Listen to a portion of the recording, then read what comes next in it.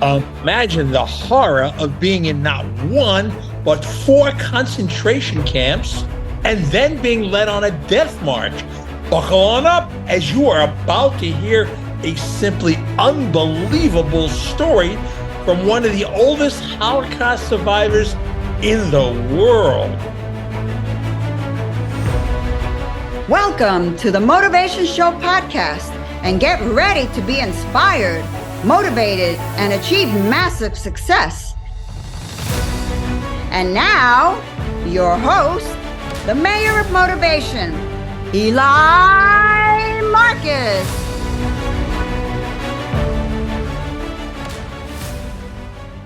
Our guest today bears personal witness to the greatest atrocity in human history. As of today, February 7th, 2023, he is one of the few remaining Holocaust survivors his age who survived the concentration camps and a death march. Speaking of age, he will be turning 99 this year. Yes, your ears are not deceiving you. He is 98 years young, going on 99 this year. His story is remarkable, and he himself is equally as remarkable. Welcome to the Motivation Show, Sam Ron. Okay. Now, you want me to tell my story? We're going to ask you some great questions, and you're going to give me some, I'm sure, incredible answers. And the first question that comes to mind is, where did you grow up, and what was life like before the Germans invaded your country? Okay. So this is a long story. First of all, my name is Samuel Ron, but I was born in Rakowski, and I was born in a little city. It's 30 miles north of Krakow. The city is smaller than the name, but I was born in 1924. Now, my father was named Joseph Rakowski. My mother was Zelda, and I had a younger brother, three years younger. My father served in the Polish army before he got married in the early 20s. Let me tell you something else. There was so much anti-Semitism in Poland, particularly in the 30s. But my family and myself, we did not suffer any anti-Semitism. So I went to a regular school for 7 years, the Polish school. There was only 3 Jewish kids. I was 1 boy and 2 girls, and 50 non-Jews. It was 7 years. Jesus Christ was on the wall, and I was a good student. I was a good looking, so I was very good in Polish. You're still good looking. I'm still looking. Okay. Well, why did you not suffer any anti-Semitism when others did? Well, it's a personal. We have good relationship with neighbors. My father's business was all with non-Jews. But you know what happened is actually, after 5 o'clock, we didn't have any social action with non-Jews after 5. During the day, we were busy going to school or business there. My family did not suffer. My father was a progressive man. He was an ardent Zionist, And so my house, we had on a house in the town there, and there was all the central Jewish life in my house there. We used to get 2 Jewish newspapers, The Moment and The Hind, every day. We had a radio, we had electricity. So we were a prominent family. We were well-to-do, not very rich, but well-to-do. So then after I graduated school, I had actually a tutor for teaching me Hebrew. When I came to Israel, I knew very well Israel. I was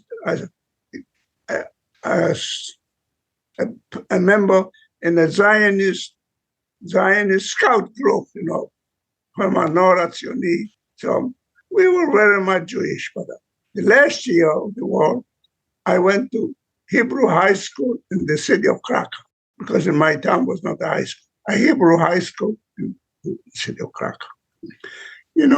Let me tell you, that year, what I spent in Krakow, actually, that made my character.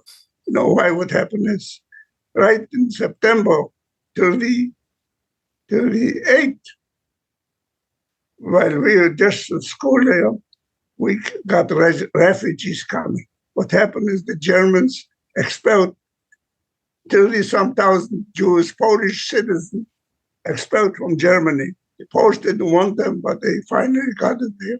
So they came to my town, to my school, and they took our dorm, not our union hall, get some refugees. But this was my first experience with the Holocaust.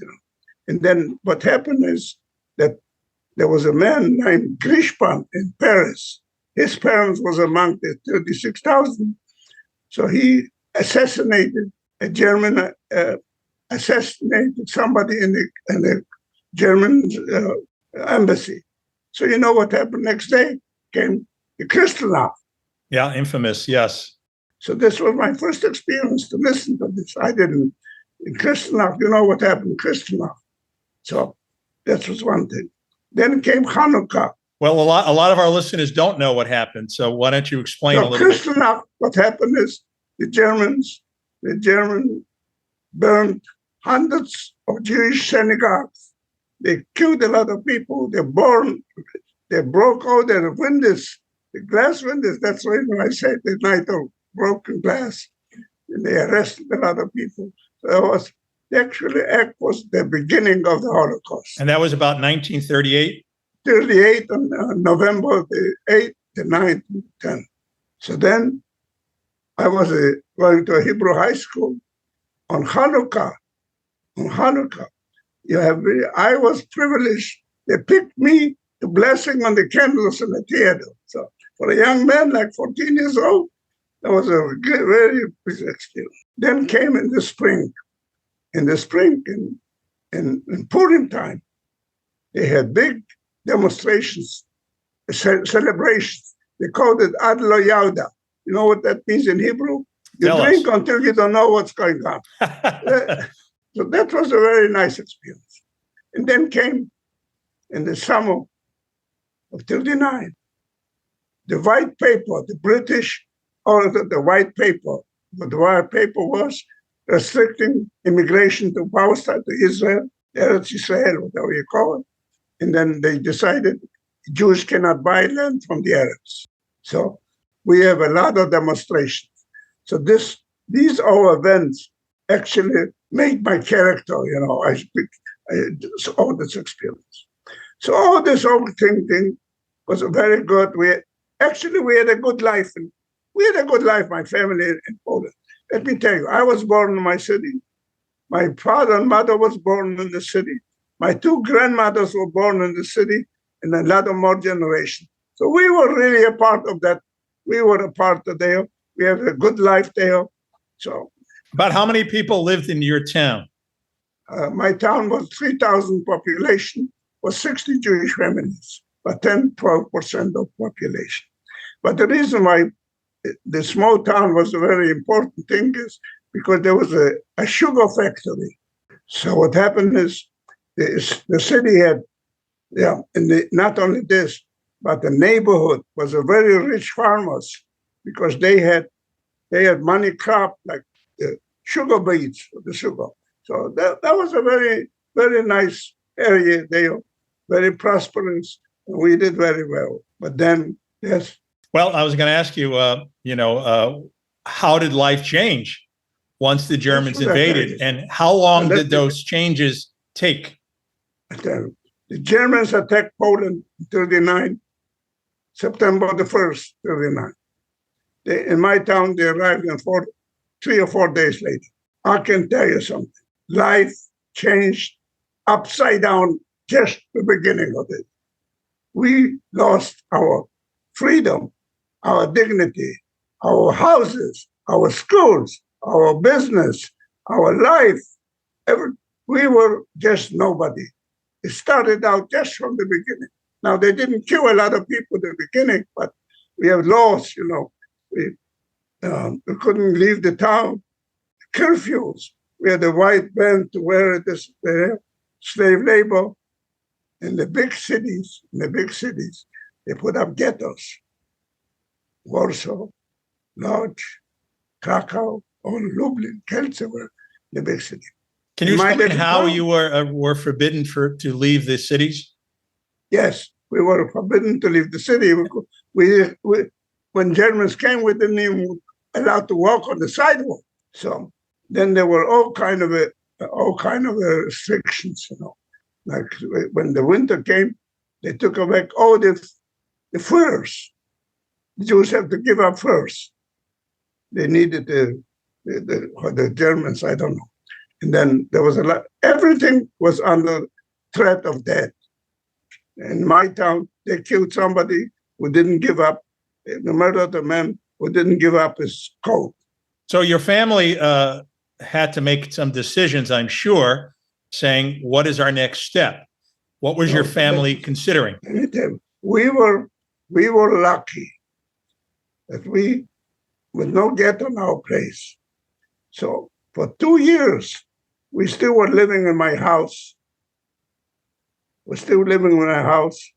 And so actually what we did is our business, we had some partners before the war. So we had a pole to run our business. So we were in good shape here. But then slave labor, while they had big ghettos, we still lived in our house until 1942. Slave labor, all kind of a restriction, all kind of stuff there. See what happened is things got from worse to worse. I'm just going to tell you, in 1941, June, when the Germans attacked Soviet Union, while they created some of the commanders, they killed over 1 million people by single bullets, but that's not my town, but we knew about it. The biggest thing in Kiev, they called Babi Yar. They killed 36,000 people in 2 days. And other cities, 50,000.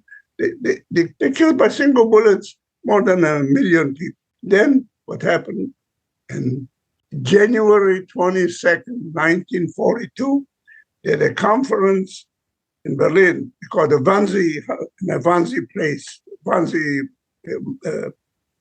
Palace. Then they decided on a final solution for the Jews. You know this from history.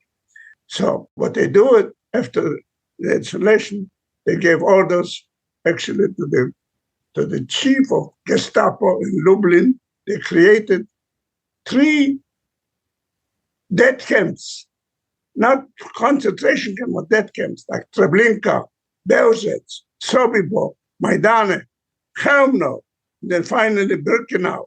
There was places, just nothing else. They brought millions of people and they gassed them. First they used, in the beginning, they used German and Russian tanks to put the gas inside. Then they had the cyclone gas. So this 1942, Jewish population in Poland was all sent to the death camps. 2 million Polish Jews were killed in 1942. Let me ask you a question, Sam. Back then, we didn't have the internet and news didn't travel as fast, obviously, right? How did you first find out that Germans were killing Jews? You know something? I know we did find out, but we didn't believe. We didn't want to know about it. We didn't believe this. There were rumors that was talking about it. But so finally, let me tell you, when it came to my neighborhood, they started taking the Jews away to the death camp in the summer of July or August 1942. So as we got the knowledge, my father was very good connected.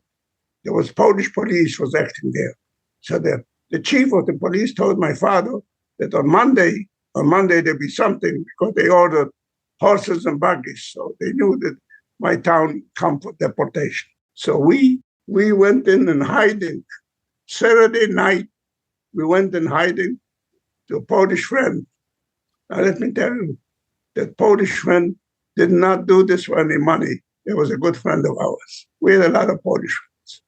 But you know what's happened is, Saturday night, we walked out of my house. We had a 90-some years old grandmother. We could not take it with us. That's probably one of the most terrible situations that you face. Your grandmother was in the bed. We were walking out at midnight, and we know what next day she'd be killed.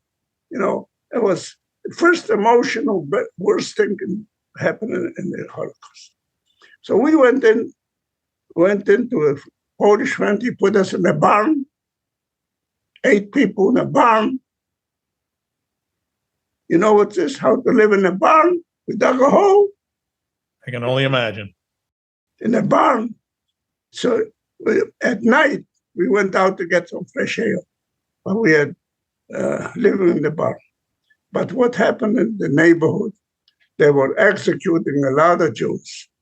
Now, I just wanted to make sure that Polish friend did not do this for any money. So he was among the righteous, as they say, right? Whatever you say, that's right. No. So what happened is in the neighborhood, in my town, hundreds of people were killed, dead. So we felt, I don't know, I did not make a decision. My family decided it's not going to be safe to stay there for 2-3 months. So we decided to smuggle ourselves into the ghetto Krakow. You hear what I say? Yeah, the Krakow Ghetto. How many ghettos were there? Because we heard of the Warsaw Ghetto.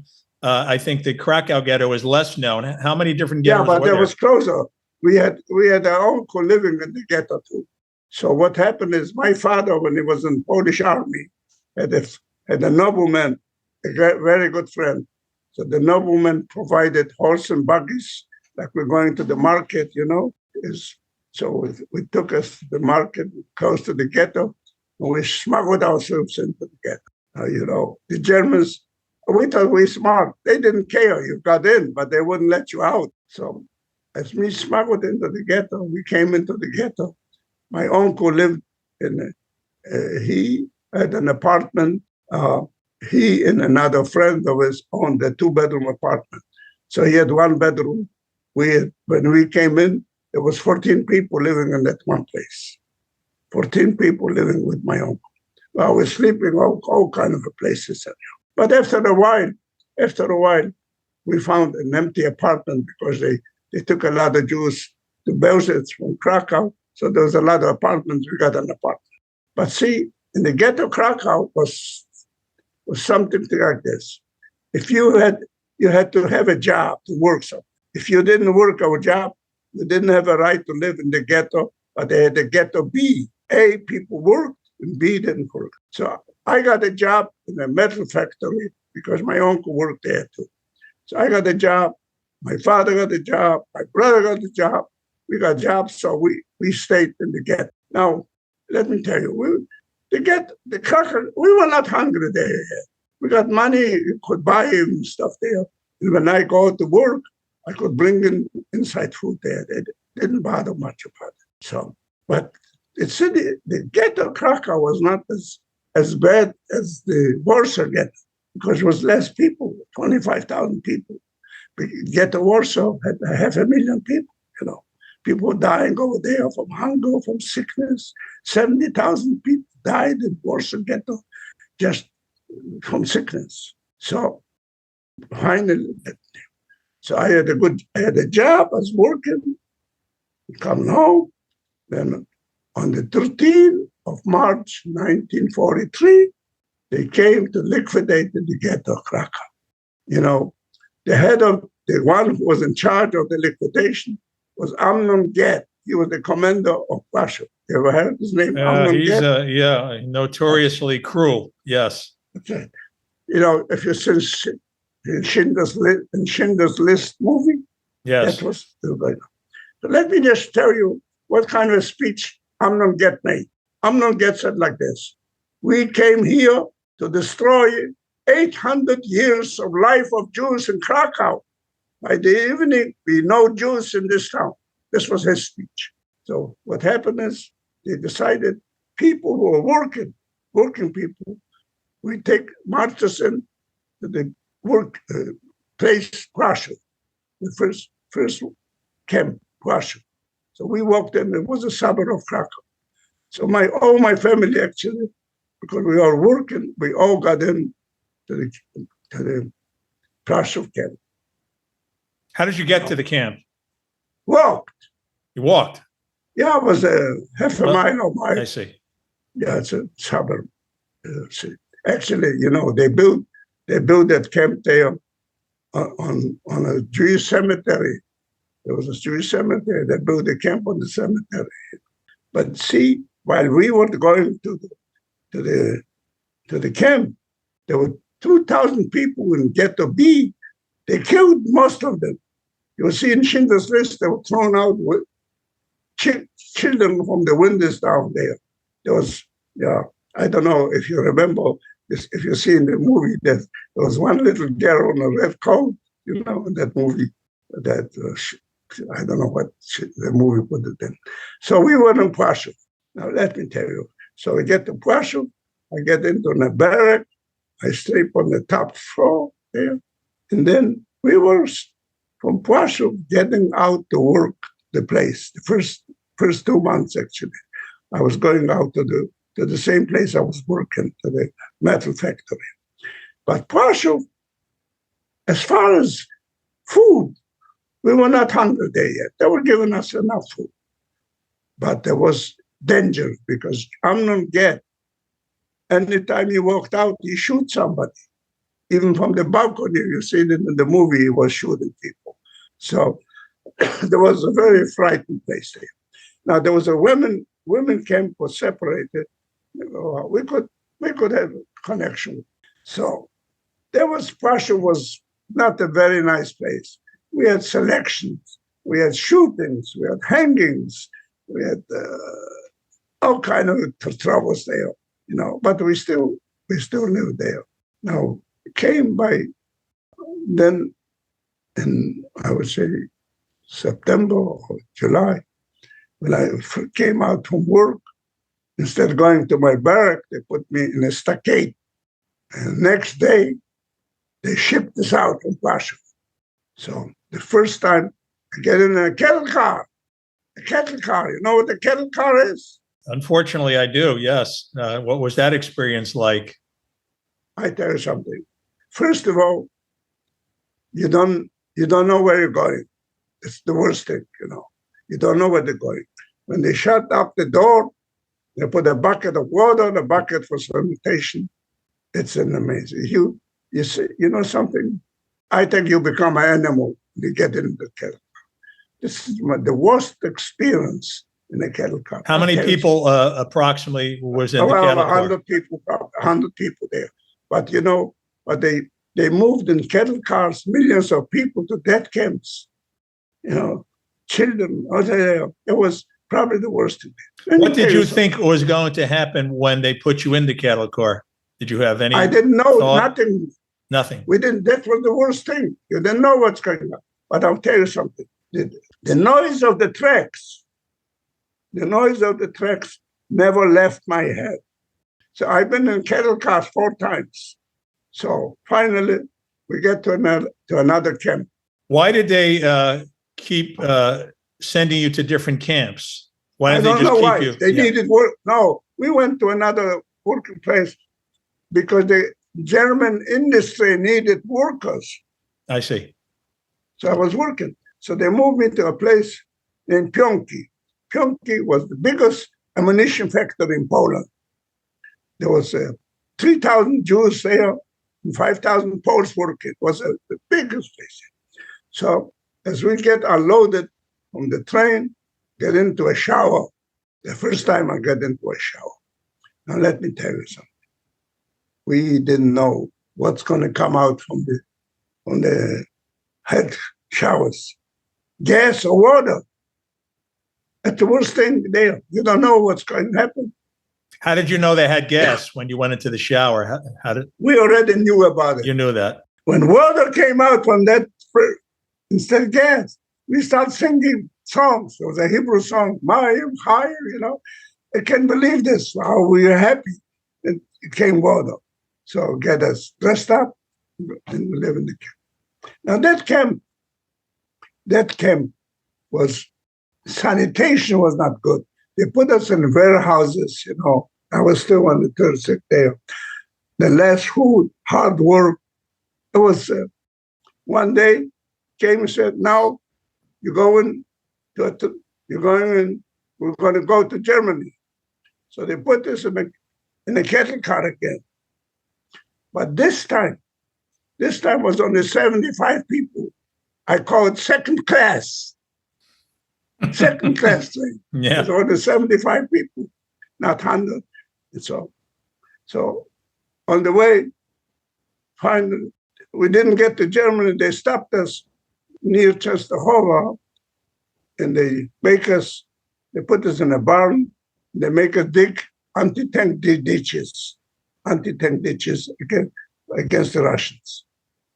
Hard work, no sanitation over there. Maybe 2 or 3 weeks. They put us again to the station. This time they say we're going to Germany.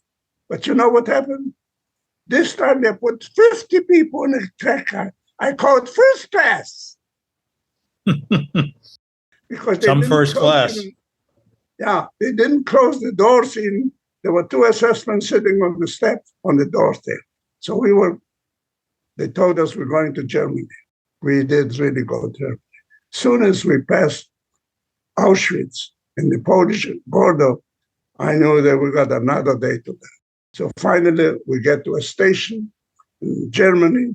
They call it Oranienburg. And there was another camp next door, Sachsenhausen. Sachsenhausen was the largest camp the Germans built for themselves in the 30s, you know. So as we were sitting on the cobblestones, 300 of us, the camp didn't want us. They didn't have any Jews in the camp. They don't want dirty Jews from Poland bringing typhus. So it took 6 hours. They didn't have a choice. They had to take us in. They take us into again. We get into a shower. This time they shower. They shave. They shaved us every place. They looked at every place if we have something hidden stuff there. You know, and then after they gave us a shower, they spread DDT. You know what DDT is? It's like a weed chemical killer. They use. Yeah. It's burning like hell. They give us paper clothes, no shoes, and they put us in a barrack. They said 3 weeks we're going to be there of isolation. If we don't get sick, then we can go to work. Now, I'll tell you, that was amazing. They had some other Jews there. The only Jews they had there, they had one barrack with 200 Jews who were falsifying British money. I don't know if you ever heard about this. They were printing British money and they're spreading out of the world. So they had 200 Jews there under guard. They were in good condition. They gave them food because they were. So we were getting in the barrack.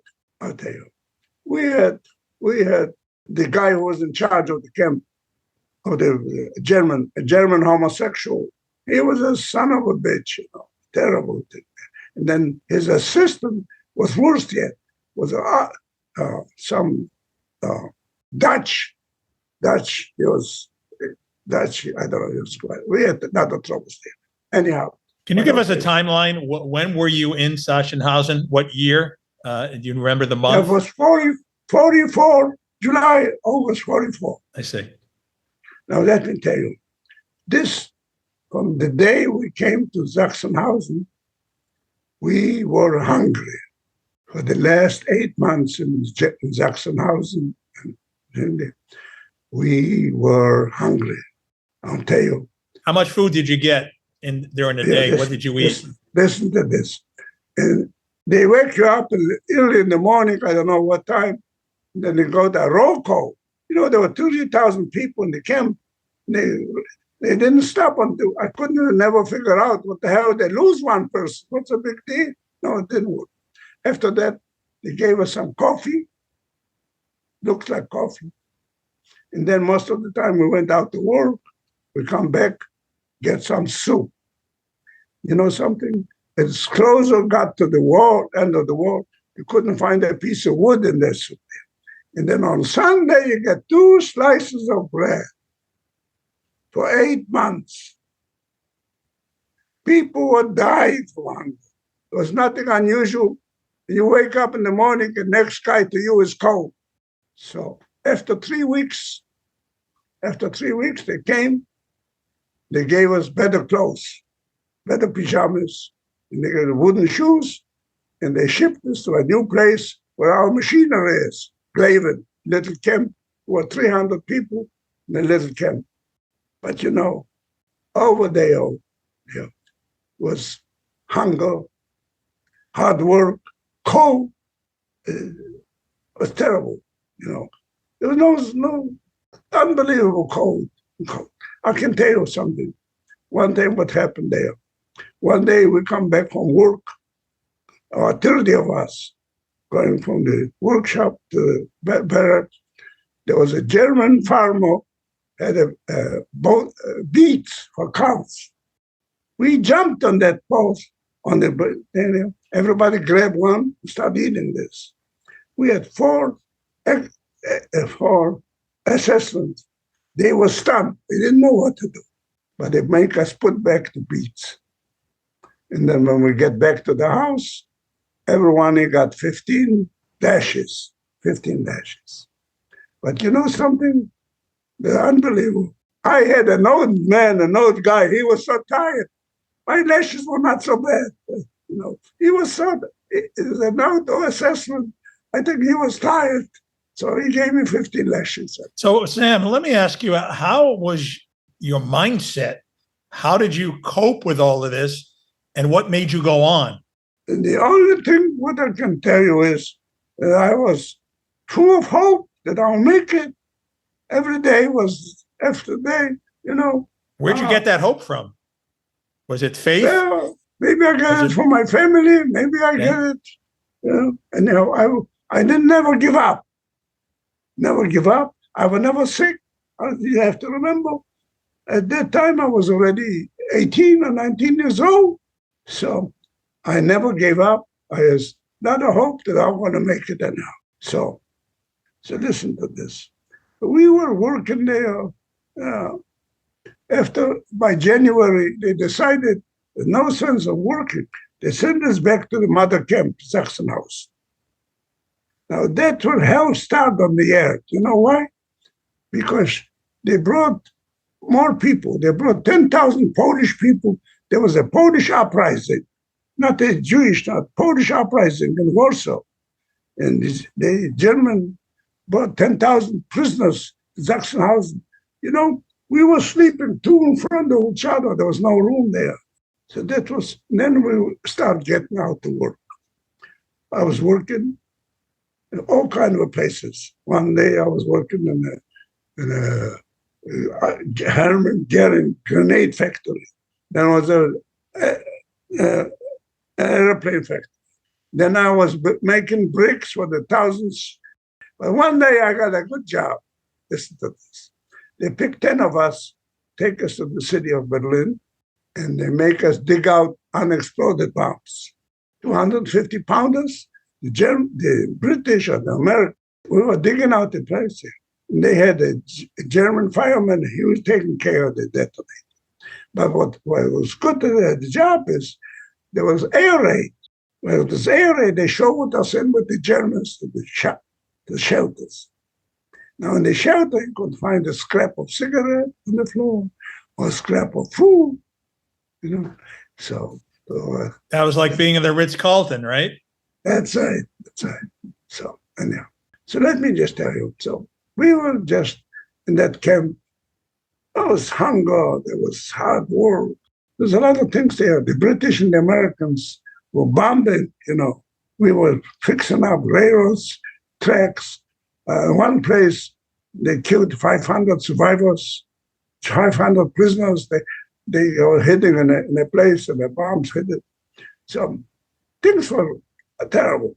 Finally, see, in Sachsenhausen, we had a red triangle, like a prisoner, and on top of that was a yellow triangle. So they were like a Mogen David.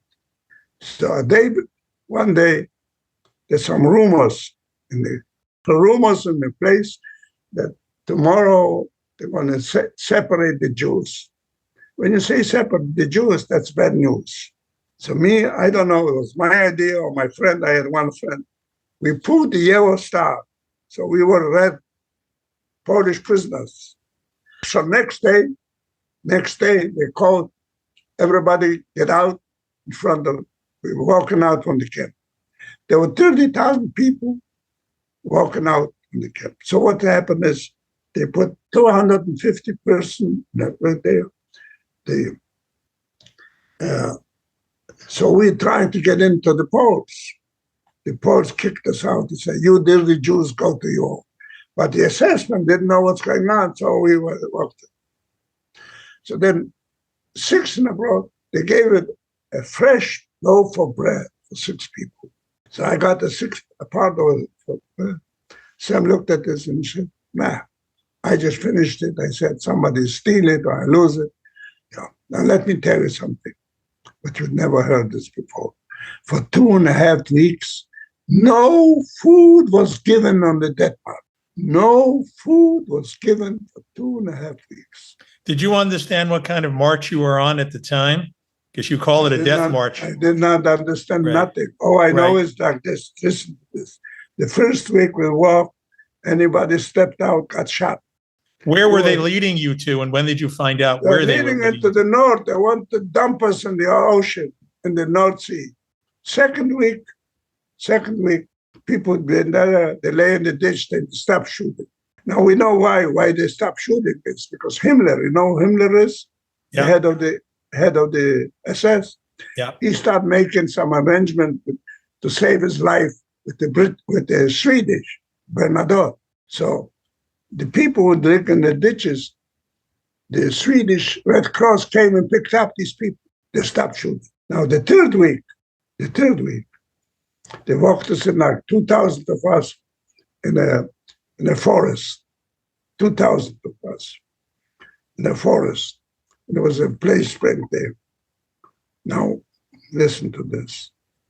We were hungry there because no food was given. People were eating the barks from the trees or the flowers, whatever was there. See? And there was a little creek. After 2 days, was not a single drop of water there. Now, hundreds of people died there. So me and a friend, I got another friend, we were watching ourselves.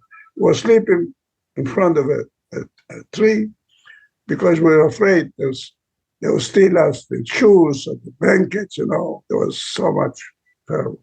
That was terrible. Finally, on May the 2nd, 1945, the guards disappeared at night. They dressed up like prisoners and they ran away, and we were left in the woods free. What was your feeling like at that time when you saw that they left? Let me tell you what freedom is. I was standing there, I dressed up in the pajamas. I'm not sure if I had 2 shoes or 1 shoe. I had a lot of hair. I had a lice in my hair. I was hungry. I was confused. I didn't know what to do. I was 19 years old. But so we decided to get out from the woods. We decided the first German I'm going to see, I'm going to kill. So we walked in a house and we found a woman and a child there. She was scared like hell. So she said, there's nothing left, any food, because she had a lot of guests before us. So, you know, at that minute, all my vengeance to kill went no place. I didn't want to kill So someone. when you say guests, you mean other people who came from the forest, came to the house as well with the same? Yeah, they came before to her. They to took get everything, food. so there was nothing there. So we keep walking. They see a German tank, German tank sitting there. We climbed in there. You know what we found? What did you find? A little sugar and cognac. Well, that must have been incredible, huh? That was our first food, a little sugar, a little cognac, not too much. And then we start walking towards the main highway. When we get to the main highway, you know what I see? Hundreds of thousands German soldiers running away from the Russians. That's the way where the Russians and the Americans met. They didn't want to be captured by the Soviet Union. They want to be captured by the Americans. So all I see is German soldiers. And then finally I see one or two GIs walking around. Now what we did is we stepped in one of these trucks and went into the city. City of Schwerin was like a few miles away. When I walked into the city, there was a place, there was an old German camp. They put it out for the survivors in there. But what I see in front of it was standing an American soldier with a bayonet. I said, no, Sam would never walk in at a place where a soldier's watching us. So we didn't go in there. So what we did is we found bombed that house. Me and my friend made house on the second floor. Well, we're running out of time, but I want to ask you, what lessons should our listeners take away from your experience, and why is it so important for you to share this and other Holocaust lessons? It's a very important because we have so much trouble in this world there. First of all, we have a deniers. Then we have to teach them that never happened again, something like this. So I speak in schools, I talk to you, and we have to keep talking because few of us survived. Polish Jews, 70,000 of us survived only the camps, Most of them dying now, very few of us here. So what we have is, if we stop talking, we have a museum like Washington and other places who continue to carry up our stories. So, Sam, the two most famous words that came out of the Holocaust were never again. What does never again mean to you? Never again means nothing. Never again means that never's going to happen the same thing, because we live in a violent world. We have so many atrocities with Cambodia, we had all kind of other stuff there, genocide, but nothing was like the Holocaust, because the Holocaust was something that the most cultured country in the world, the Germans, used all the machinery to kill all the Jews. Let me tell you something else. If your grandfather was Jewish and you're Christian, you went to this. In Auschwitz, they killed Mrs. Stein. And she was a Dutchman. In 1922, she converted to Catholicism. She became a nun. But the German killed her as a Jew. And there's a monument in Auschwitz. One side is the cross, and one side is the Jewish star. So it was something unbelievable, special, because the so much cultured country used the machinery and everything else. And I want to tell you something else. A lot of Western countries helped them kill the Jews. America was quiet, but in Europe, most of the countries had Nazi governments. They helped the Germans to kill the Jews. I published a book. Yes, I'm reading it right now, and I got to tell you, it's hard for me to put it down. Tell us about your book. Okay, so you see this book here? This book is 100 years Jewish history that I went through in the war, including camps before the war, Israel, America. Well, let's give the title of your book first so people know. It's called A Jewish Journey, Surviving and Thriving in Poland, Israel, and the United States. Go ahead, Sam, tell us. By Sam Ron. It's available on Amazon. Yep. And I have to tell you, it's your whole life story. It's everything we talked about here and a whole lot more we just can't get into. I'm going to read this twice because I don't want to miss something the first time around. It is one of the most remarkable stories ever written about the Holocaust. See, let me tell you, most of the time when I write something or I talk about it, there's another book coming up very soon, another one. Called Jews in the Garden. Jewish in the Garden by Judy Rakowski. It's going to be out in July. Now, I think there was it's a story. The stories about my experience in traveling in Poland and here after the war. I discovered 3 or 4 places where Polish people murdered my family. In one place, I even brought bones back home to the base. So we have about a minute left, and I want to know, how do you remain so positive, and do you have forgiveness for your experience? I am positive. I am optimistic, and I get a lot of help from my wife, Bila. My family. I get a lot of inspiration, but I am nature very optimistic, looking forward to life. Are you forgiving of your experience? How do you handle that all these years later? Is it still in your mind in a negative way? Listen to this. This is another story. You see this here. First of all, about the Germans, it's not for me to forgive them, but I'll tell you something. I've been to Germany, invited back to Sachsenhausen many times.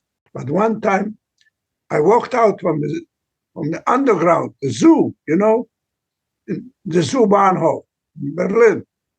And what I see is a big sign there. Don't forget, Treblinka was there. Never seen in any other place in Germany. So I don't know how they are. They feel guilty, and they spend a lot of money. They give us a lot of money, Germans.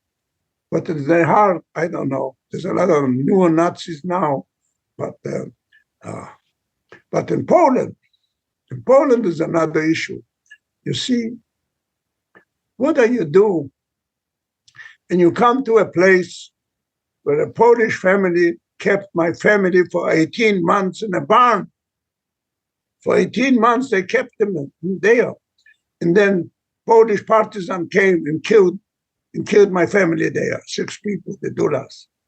So when you come to that place there, you have to thank the guy who saved them, and you can be angry for the killers. But that's a big issue, how to deal with this. There's a lot of Poles who saved Jews, a lot of Poles who killed Jews. So it's a mixed bag. Well, I want to let my listeners know to pick up a copy of A Jewish Journey, the book, because this is an incredible part of history, unlike any other. And this is one of the most remarkable books you'll ever read on the Holocaust and about Sam Ron's life, who is really an incredible story and an incredible person. I want to thank you for coming on our show today, Sam, and sei gesund. Sei gesund. Hey, take care. Thanks a lot.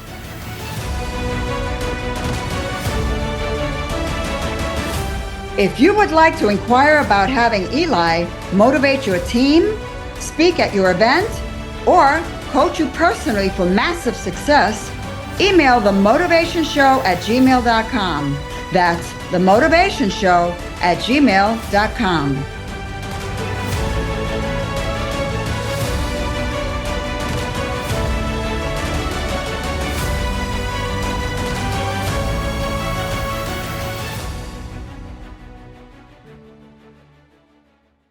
This podcast is a part of the C-Suite Radio Network. For more top business podcasts, visit c-suiteradio.com.